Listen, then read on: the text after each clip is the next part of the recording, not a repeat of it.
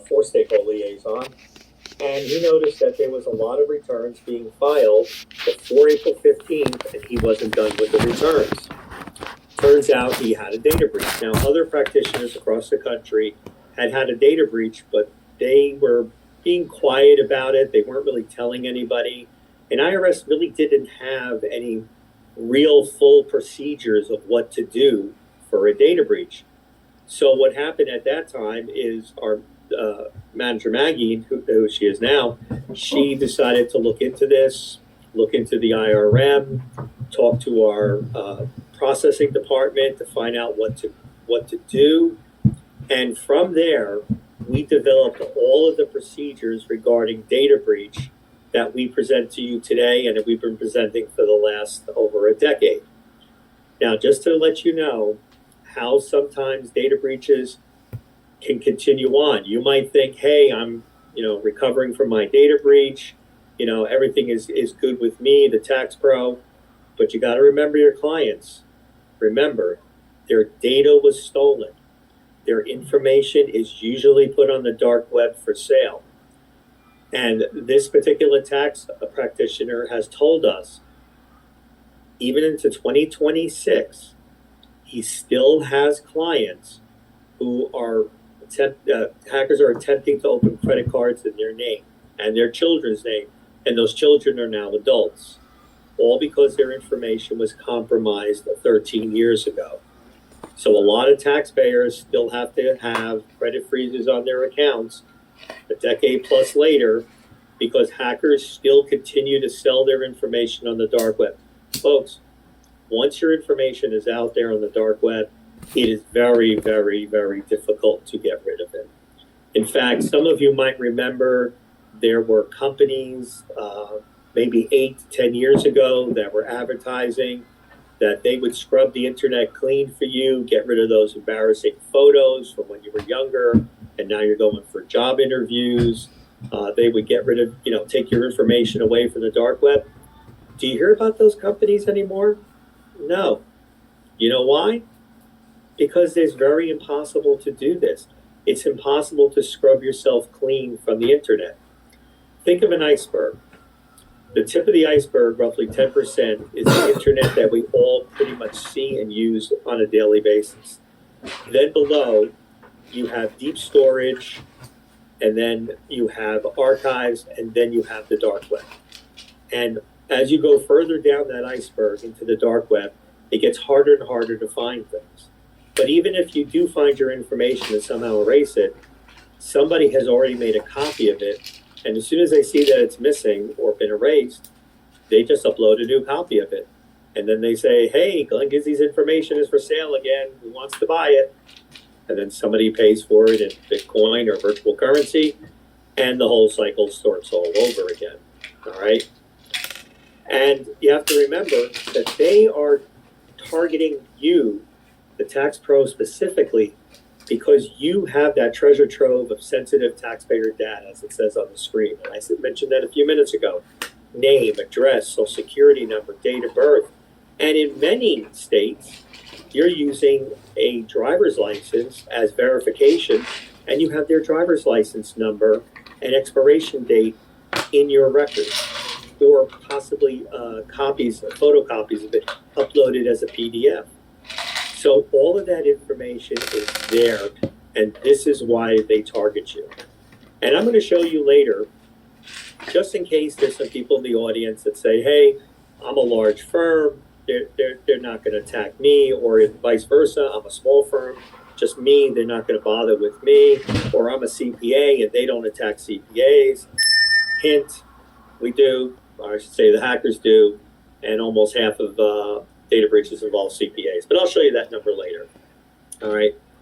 Just understand that criminals know that many, many places, many firms don't put a lot into cybersecurity. You would be surprised to find out how many practitioners tell me on the phone, and I talk to about 1/3 of all data breach victims, tax pros, because I do the intake for them. And find out many of them bought a new computer 2 years ago, and they've never updated the antivirus, anti-malware, anti-spam, anti-etc. They don't update it at all. They didn't realize they had to, but they don't use multi-factor authentication that comes with the software. All of these things lead them to be an easy target. All right. So you have to understand that identity theft and refund fraud is continuing to rise year after year. I'm going to show you some statistics later that I hope you'll realize that will shock you on what's being reported. And that's the important thing to also take away from this. What's being reported. Because in a lot of cases, many people, it's human nature, you're embarrassed, you don't want to report a data breach. That is a bad thing to do. You need to report a data breach to us. The quicker that we can get to that data breach, the quicker we can protect the rest of your clients. You have to realize, folks, the clients that are affected, and we'll talk about them in a little while, they're affected. There's not a lot you can do. But the clients who are not affected, we want to try to make sure we put some additional filters on and make sure that we're helping them. All right? You have to understand that just one data breach, depending on how many clients you have, can cost thousands and thousands of dollars in fraud. I do presentations on tax scams towards the general public, the regular taxpayers. Invariably, I do a lot with senior citizens, and I have gone to work with AARP in live presentations, and there's always at least one person in the audience who gets up to recount their story of identity theft and scamming that cost them their life savings, hundreds of thousands of dollars. And they have to sell their home, pay their debts, and move in with a family member because they can't even afford to live where they are. One breach for you, for your clients, it's going to cost thousands of dollars up front, and it's going to cost thousands, tens of thousands in the long term. Just to give you an example, that gentleman that I talked about out of Connecticut, he had $100,000 of cyber insurance that covered data breaches, which he wasn't even aware of that he had signed up for 13 years ago. It still cost him $155,000 out of pocket back then because he had to hire additional help, because every taxpayer wanted to talk to him on the phone and not to somebody else.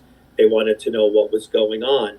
And there's so many additional costs at the time that it cost him over, $150,000 out of pocket. So his data breach cost over $250,000. And that was 13 years ago, folks. So what do you think it's costing you now to have a data breach if you only have minimal or no insurance? That's why it's very important to have cyber insurance, to make sure that you are covered in the case of a data breach, because there's so many things that your insurance company can help you do. And we'll talk about that later in the WISP. All right.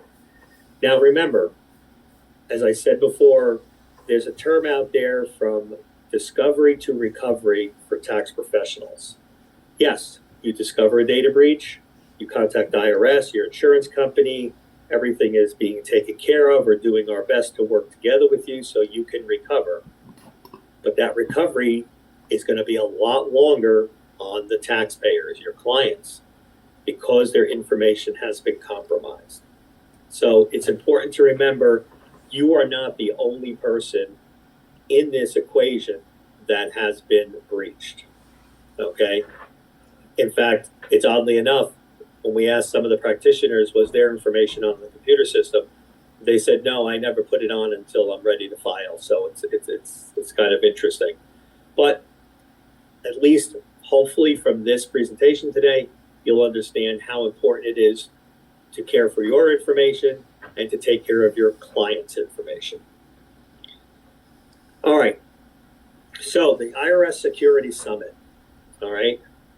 This is a group of IRS employees, software companies nationwide. I think it's primarily the top 6 or 7 software companies in the United States, because many of the smaller software companies are owned by the larger ones.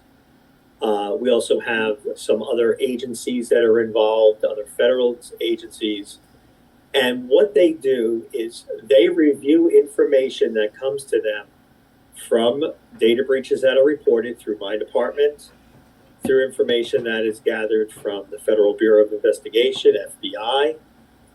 They look at what the fraud departments of all the major software companies are telling them, the tax software companies. And they put this information together to try to see how going further down the line, as we move, how can we stop data breaches? What more can we do? So one of the things that the Security Summit came up with was changing the password from 6 digits to 8 digits. I understand they're looking at 12 digits, which is something that, believe it or not, the IRS has already embraced. Many of our internal systems are 12 characters as a password already. So we've taken that security suggestion very seriously. These are the folks that helped with multi-factor authentication instead of just single-factor authentication. Multi-factor meaning that instead of just a username and password, you also have a one-time passcode that comes to you. Additionally, if you choose to, you could also have one-time passcodes coming every time you go to transmit a return or when you're entering your software after so many minutes of inactivity. All things that I realize you say you're busy during the filing season, I'll install it later. I've heard that excuse many, many times. And I try to be, upfront and honest in all of my presentations. And that excuse really doesn't make a difference. Okay, that's just a cop-out, basically. You should be all using multi-factor authentication. And your multi-factor authentication should not be going to your email. It should be going to your phone as a text message. Because one of the first things that hackers will do once they're inside your computer system is they compromise your email. Why? Because all of your recovery for passwords usually all go to your email. So this way they have access to see what those recovery passwords are. And that is why the Security Summit is trying to get people, tax professionals like yourselves, to understand to use your text messaging on your phone instead. Because imagine this, it's 2 o'clock in the morning during the filing season, and your phone buzzes and you look at it, and it's a text message from ABC Tax Software saying, here's your OTP, one-time passcode, to get into your software. So you're basically now fully awake, and you realize that somebody is in your software, but they cannot file returns because they can't get that one-time passcode because it went to your phone as opposed to going to your email. So for those of you that have it with your email, I would suggest that you go into your software and change it so it goes into your phone. Because in your phone, it will be so much better because at least someone's in your system. You can sign in if you're able to do it remotely, hopefully through a virtual private network, change the password, and this way you can block out the scammer, all right, the hacker, take them out. But know that they can't file returns under your EFIN number. Now, I realize someone will probably say, Glenn, they'll just take the client's information and they'll go file under another EFIN number that they've somehow fraudulently obtained. And you would be right. But at least you're starting the path to protect yourself. And protect your clients. Now, I see there's a question in the question box related to what we're talking about right now, so I'm going to take a look at this. So many of the tax software companies are going to the cloud. The companies say they are totally secure. I prefer all data locally on site. Do you see more data breaches in the cloud or locally on site? Well, it depends. We have people who will tell us that they're using secure portals, and it turns out the portal is what has been actually breached. So that doesn't always doesn't mean that all portals are bad. It just depends. Sometimes they are breached. We do have a lot of locally on site, as you put it, because many practitioners are using their own information, their own system, and that is how they store everything, and that is where the data breach takes place, mostly because of a phishing email scam. All right. There's another question here that says, what about using an authenticator app such as Duo?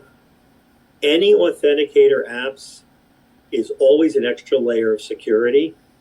We fully encourage you to use whatever works for you, but you should at least at a minimum be using the multi-factor authentication that comes with the tax software, because you don't want to have that problem later, because one client's who has some degree or has looked at something or read something, and they're going to say, hey, did you use your MFA? And you don't want to be looking up at the sky and down at your feet and say, no, I wasn't using MFA, because then you're kind of telling your clients that you weren't taking the security seriously. And I have had practitioners put in writing the reason they don't use MFA is it was too cumbersome to install, and I didn't want to be bothered with it. But instead, you have a data breach, and now you have to work with IRS and our RICS department, which we'll talk about in a little while. And you have all these different things that you're going to need to do, plus all the things you're going to have to do for your client on the outside because you have a data breach. You don't want that, folks. Okay? I encourage you to use everything at your disposal. I know you can lead a horse to water and you can't make them drink. We have plenty of tools online, plenty of information. Your tax software has plenty of information. You have to decide to make yourself use the materials and the tools that are present. And I hope that you do, because we're going to constantly talk about data breach. The IRS has the Protect Your Clients, Protect Yourself campaign that's always running. We have the National Tax Security Awareness Week in the fall. We also do a summer series from the Security Summit itself. During the summer, they have information that goes out from your local stakeholder liaison, and we send that to you individually if you're signed up with them to receive emails. But we also work with the tax practitioner organizations in each one of your states, plus nationally, and give information out. So I've had practitioners tell me straight up, they're tired of hearing about data breach. Guess what, folks? I'm tired about talking about it sometimes. I'm tired because data breaches are increasing, okay? In 1 year alone, we went up 300%. We tripled what we had reported the previous year. We don't want stuff like that. We don't want to make you have a 12 or eventually maybe a 16-digit password, or up to 32, which is the maximum allowable under the current system. But we also don't want this information stolen, because you have to understand that scammers and hackers, this is their job. This is what they do. They go out to find information, to steal it, and either sell it, or in the case of a tax professional, file false tax returns to attempt to get money from the IRS as quickly as possible before anybody notices. They want to do this just to make money, okay? This is their job. There are very organized hackers that actually report to office buildings to do the scamming, and I'm sure many of you have seen those scam YouTube videos. There's a guy and a few other people that hack their way back into them and compromise their security cameras. And you could see those, call centers where people are calling to try to scam. But the data breach people, well, some of them work alone, some of them work at home. They don't all work in a basement, hiding in a corner. Like I said, they report to an office, clock in, hack for 8 to 12 hours, and then clock out. All right? This is a business. It is a multi-billion, that's billion with a B, year business. This should have its own NAICS code on Schedule C. And I know some of you are probably nodding your heads in the audience and laughing a little bit, saying, you're right. It should have a code. It should have that code if they report their money on Schedule C, because it's a business. And don't think it's not. It is a business. All right. So during the year, stakeholder liaison will come out and do presentations at chapter and state level meetings. National Tax Security Awareness Week, we have information that will come out in the fall, usually around Thanksgiving. And then we have the summer series from the Security Summit itself that will come out, I think, in between July and August. And just in general, I do presentations.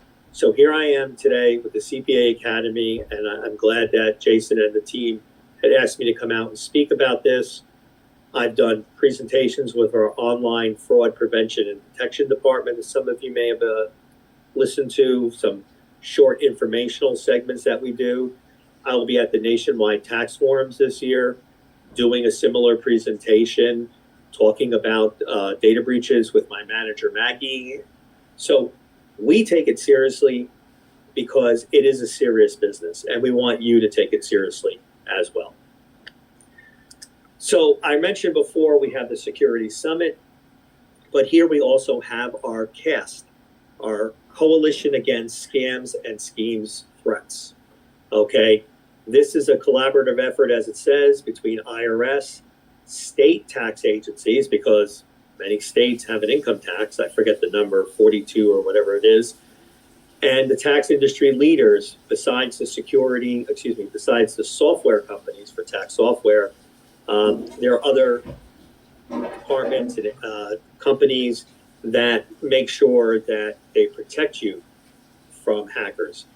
And CAST is broken down into several different departments, but one of the things they look at is when there's scams that they see out there and try to quickly combat it by sending information out. So some of their recent efforts has been the fuel tax credit statements, increased review of other withholding claims, and increased ghost preparer education. Folks, we understand it is very difficult. The IRS does its best to make sure that taxpayers know how to choose the correct tax preparer or tax practitioner. So during the filing season, we do education aimed at community groups. Okay, we try to get into all the major areas, especially areas of low income, to remind them that the guy down the street from them or the apartment across the hall may not be the right person for you. Yes, there are people out there that advertise they'll get you the big refunds, but then you know what happens, folks, later. We have to audit those people and take that money back from them. Now, I'm in New Jersey, and during my 36 years, I spent 10 years in Patterson, New Jersey, as a revenue agent, and I worked a lot with criminal investigations in doing preparer audits, and we had many taxpayers come into our office who were scammed by their own tax preparer, who was not a credentialed tax practitioner, who inflated their tax return with fake Schedule C's or Schedule A deductions, and they live in an apartment, back in the day when we had the mortgage interest real estate tax, our old regular Schedule A. They did all of that, and then these people had to pay back the money. And then, to add insult to injury, many of them went somewhere else the following year, and that other preparer did the same thing. And then here they come a couple months later back into our office, and we have to ask for, half of that refund back, which of course they don't have, and they're already on an installment agreement, and we have to put them on a modified installment agreement to add that in. And to tell you, I did hundreds of those returns and felt very badly for the taxpayers, which is why I'm glad we have more education now, both through CAST and through IRS, to get that education out there to community groups to remind them, be careful about someone who gets a big refund. And actually, this is just good to tell you. So many of you already know, you've seen on our stakeholder liaison page, that we have a new contact phone number. It's the 202 area code, which is Washington, D.C. When you call and leave a message on that phone line, I'm pretty much the one that gets all those voicemails. And I assign your question out throughout the country. Sometimes I answer them myself. And one morning I came in, and it's not unusual to see the different option lines lit up: data breach, local liaison, general inquiry, or speaker request, which is all 4 options on that 202 phone line.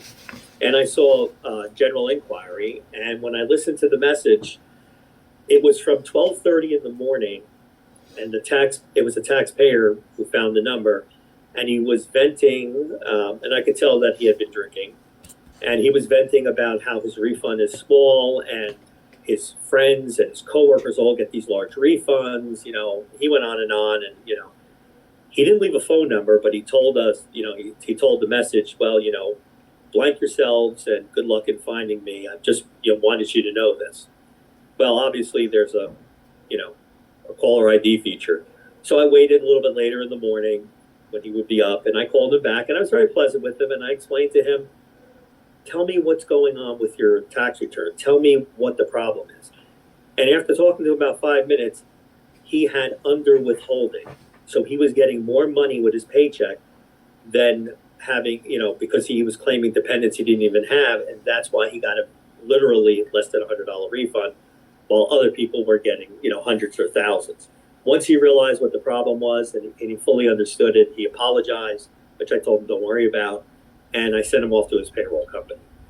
But that's because he got some bad information when he started working at this company, which is an extremely large warehouse company.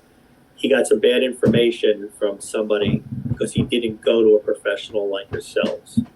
The same way with the fuel tax credit statement, we have a lot of people out there with misinformation saying that, well, you drive a car, you pay a fuel tax, the IRS has a form, so you must get a credit for it.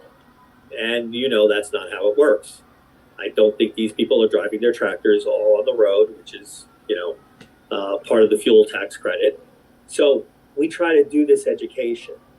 But, we only have so many people, and we also want to continue to work with our tax practitioner community, so we try to divide our time and use other departments to try to get the information out there. We put it on social media because there's a lot of misinformation on social media. So we want to make sure that people are getting the right information. We also want to make sure that they're not claiming things that they shouldn't. Now, of course, as I said before, I'm here in New Jersey, and I remember a few years back, all of a sudden we were receiving tax returns with a $40,000 other credit, and people were looking for a check for $40,000 as a refund. Our computer system picked it up after about the first dozen, and we tracked it all back to one area of New Jersey, and Criminal Investigations was able to determine that this was a old scam that's been renamed. And what the scam was if you were the descendant of a slave, you were entitled to $40,000, which at the time was the financial equivalent to 40 acres and a mule. Of course, unfortunately, some low-income people fell for this. They put in for it. The tax return was done. It was submitted. Some checks were issued. None were cashed because, unfortunately, when they went to their banks, back when we had refund checks, weren't going to cash a $40,000 check for somebody who they were suspecting the check was a forgery. The check wasn't the forgery. It was the action that got the check. So all that money was recovered, and that that preparer did do some jail time. So all of these things are going on at the same time. IRS is doing its best to go out and combat all of these kinds of fraud. And one of them is, on a large scale, is me talking to the CPA through the CPA Academy to you, the tax professionals, to let you know about it, to remind you. And if you see something, say something. We're going to steal from, Homeland Security. If you see something, say something. So if you think something is being done wrong, then go online and report it. Let us know about it. Can't say we're going to drop everything we do and we're going to go take care of that right away. Let's be, realistic. But if the information does turn out to be something, that's on a large scale, criminal investigations will take over and they will look into it. And that is what their job is. All right. So we have all this scamming, we have this data breach. So how are these criminals getting in? Well, most of the time it's through a phishing email. Okay. The new client scam or the eFin scam, very popular with hackers and using against tax professionals. You get an email during the height of the season, you're not really paying attention to it. It's telling you to click on a link. They want to have a quick Zoom meeting to see if you want to become, their tax professional, or click on this link and look at my W-2 and other documents and see whether or not you want, I can come to you to have my tax return done. And as soon as you do that, it's downloading malware. On the eFin scam level, it looks like it's an email from IRS, and it's not. And that email has a transcript viewer link, and when you click on that, you're now off-site, outside the United States, and you're having malware downloaded into your computer. And I'm going to show you a couple examples of that in a moment. If you do get something you believe is a phishing scam, you believe it's not real, then report it to phishing@irs.gov. And that's phishing with the PH, as you see on the left side of the screen. Why is this important? Because I know some of you are just saying, oh, the IRS gets hundreds or thousands of those. Well, mine's not going to make a difference.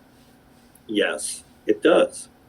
Because they are able to group those together if they're coming from the same IP address, which is why it is very important that if a pop-up box comes up on your screen when you're going to forward it to phishing@irs.gov, if it says, do you wish to include the full header, please say yes. With those full headers, our online fraud prevention and detection department, who I've done a few presentations with, I mentioned that before, they can go to the email provider and they can get that email shut down. They can't do it if they don't have the full headers. They need to show them that, and then they'll shut down that email address. And I realize that they'll just pop up with another email address and so forth and so on, but at least we can prevent any more from coming out from that email address, and it also shows the hackers, the scammers, that we're on to them. And it is very important because we here in the IRS, we do get tested to make sure that we send stuff that we receive to phishing@irs.gov.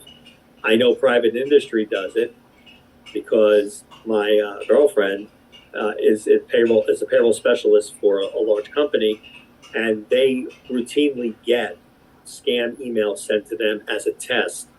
And she failed to send just one of them in to their phishing department, and then she had to take an entire 1-hour course on phishing schemes again. And I just said to her, after all this phishing talk that I do, wherever we go, we're with other people, and they find out what I do, and they ask me questions about data breaches and tax scams, and you still fell for it. So I got in trouble for that. But if you do get one, report it to us. Also, watch out. Many fraudsters will send an email purporting to be from Thomson Reuters, Intuit, okay, all the large firms, okay, CERT. They'll send an email saying, hey, there's a problem with your account. We need you to click on this link. We need you to put this information in, verify your eFIN and your PTIN number. Don't do it. The software companies don't send stuff like that to you. All they'll send you is an email saying, we think there's an issue on your account. Please call the number you have for us. You call them, and then they'll talk to you. But if they're not telling you to call them, then it is a fake email. All right? That fake email can cost you all of your clients' information, and then thousands upon thousands of dollars later, and time, and make you sick to your stomach. Lastly on this slide, social engineering. Social engineering just means sometimes these criminals will send you a text through social media, okay? Contact you through Instagram, Facebook, X, any of those platforms, and they will try to get information from you. Now remember, I'm talking to you as a tax professional, but a lot of what I'm talking about can also come to you as an individual. So you might receive that social engineering text. I know I did, and many of you probably received the same text that I did a couple of years ago. That text was, did you work during the pandemic? You might be entitled to employee credits, because we didn't call it an employer credit, we called it an employee credit, but it was for the employer who employed you during during the pandemic. But a lot of taxpayers fell for that, and then they contacted the company, and the company said, well, what's your name, address, date of birth, mother's maiden name, social security number, so on and so forth. They got plenty of information, and then they would say, I'm sorry, you don't qualify, and they'd hang up. In the meantime, they're currently contacting your bank, emptying out your bank accounts, running up bills on your credit card, anything they can get their hands on, because the taxpayer, I'm sorry to say, voluntarily gave them personally identifiable information, PII, and gave it to them. I mean, remember, folks, this is not for kicks or for fun that these hackers do this. Some of them do, small percentage. Most of them are there to make money. Okay, so that money that they're trying to make is coming out of your pocket as an individual. So have that conversation with your family, especially if you have young children, or if you've been in the business a long time. Make sure to talk to your grandchildren, okay, about social engineering, about being careful about the information they put online, about answering certain texts and messages. Someone's, starts off innocently saying, hey, what's your sign? Next thing you know, there's like, hey, what's your bank account number and PTIN, and your PIN number. And surprisingly, people fall for it once they start having a conversation. One of the things that we've seen with the seniors is called the romance scam. And that is where the hacker will start a quote unquote romance with the elderly senior, because they're lonely, they're usually widowed or widowered, and they need someone to talk to. And then the person starts off small. Hey, I'm $50 short on my rent, can you help me out? And they explain how to Venmo or Zelle, and the person sends them the money. And then it comes up to, let's have a plane ticket, I'll come and see you. And of course, they're scammed out of their money. And in some cases, as the United States Postal Service will tell you, who I've done presentations with, the postal inspectors, some of those scams will eventually wipe out a taxpayer's entire life savings, hundreds of thousands of dollars. Again, folks, overall, it's not just you, the tax professional, being scammed. Scammers go after everybody. All right. So here on screen, we have an example of a transcript viewer malicious email. This is the EFIN scam. Excuse me. This is where the email purports to be from the Internal Revenue Service. There's our logo, IRS, right on there. Okay. But if you look in the upper left-hand corner, I highlighted, and it may not appear on your screen, but if you look at the to line, you'll see a different name than where it used to say IRS Gov Delivery. It says Nicole or Nicole at hiskp-uni-bond.de. Folks, this is an email from somebody at the University of Bonn in Germany. The 2-digit letters at the end of the email string, .de, is the country code for Germany, Deutsche. Okay? We don't outsource our email. Now, I say that we don't outsource it to a foreign country. We do have a company that sends all the IRS Gov Delivery out, and there may be a name change soon that you'll be made aware of, that these emails are coming from. But they use our emails that anybody can get, and they spoof it to make it look like it's coming from Internal Revenue Service. Now, it says, Dear Tax Preparer, we've identified certain activities. There may be a problem with your EFIN, etc. Click on the link to download the transcript viewer to see this problem. Well, as it shows on the screen, if you do that, okay, that red link at the bottom is what shows up.